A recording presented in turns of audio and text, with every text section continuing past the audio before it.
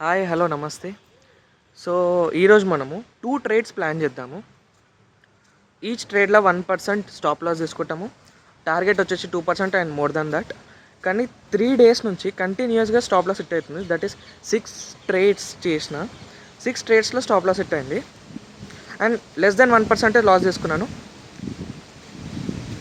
మనం ఒక పని చేద్దాం.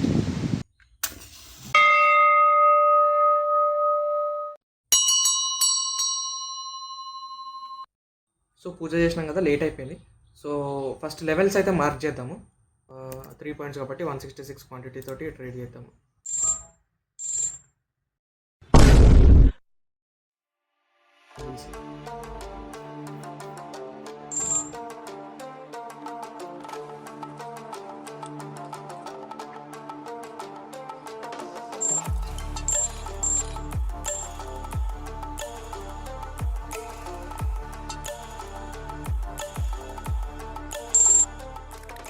డీసెంట్ ప్రాఫిట్ తోటి డే అయితే ఎండ్ అయిపోయింది.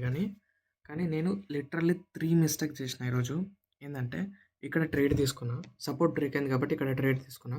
నేను స్టాప్ లాస్ ఎప్పుడు previous candle high stop loss పెట్టుకుంటా ఇక్కడ. బట్ నేనేం చేసిన, ఈ క్యాండిల్ హైయే స్టాప్ లాస్ పెట్టుకున్నా. అది స్టాప్ లాస్ హిట్ అయిపోయింది. First mistake. సెకండ్ మిస్టేక్ ఏంటంటే ఇక్కడ మళ్ళీ రీటెస్ట్ అయ్యి మళ్ళీ ట్రేడ్ కనిపిస్తుంది కాబట్టి నేను ట్రేడ్ తీసుకున్నా. నా టార్గెట్ అయితే హిట్ అయింది. నేను టార్గెట్ తీసుకోకుండా లాంగ్ చేద్దాం అనుకున్నా. ఇక్కడ ఏమైంది, ఇక్కడ సపోర్ట్ ఉంది కదా, ఈ సపోర్ట్ నుంచి ఇంత బులిష్ క్యాండిల్ ఫామ్ కాగానే నేను టెన్షన్ పడి నా స్టాప్ లాస్ అనేది ట్రయల్ చేసి ఇక్కడ పెట్టుకున్న. స్టాప్ లాస్ హిట్ అయిపోయింది. 200 రికవర్ అయింది. ఈ 500 లాస్లో 200 రికవర్ అయింది. బట్ నేను ఇక్కడ నా సెకండ్ మిస్టేక్ ఏంది, నేను టార్గెట్ తీసుకోలేదు, లాంగ్ చేద్దాం అనుకున్నా. దాని తర్వాత యూ క్యాన్ సీ ఎట్లా ఫాలో అయిందో. థర్డ్ మిస్టేక్ ఏంటంటే 200 రికవర్ అయింది కదా, సో 300 లాస్ చూపిస్తుంది. 300 లాస్ చూపిస్తుంది కదా అని చెప్పేసి మళ్ళీ ఇంకో ట్రేడ్ తీసుకోవడానికి ట్రై చేసిన. నేను 2 ట్రేడ్సే మ్యాక్స్, డేకి 2 ట్రేడ్సే అనుకున్నా. కానీ థర్డ్ ట్రేడ్ తీసుకోవాల్సి వచ్చింది. రీజన్ ఏంటంటే 300 లాస్. ఇంకో ట్రేడ్ తీసుకోవచ్చు కదా అనుకున్నాం. అది రిలయన్స్లో ఇంకో ట్రేడ్ తీసుకున్నాం.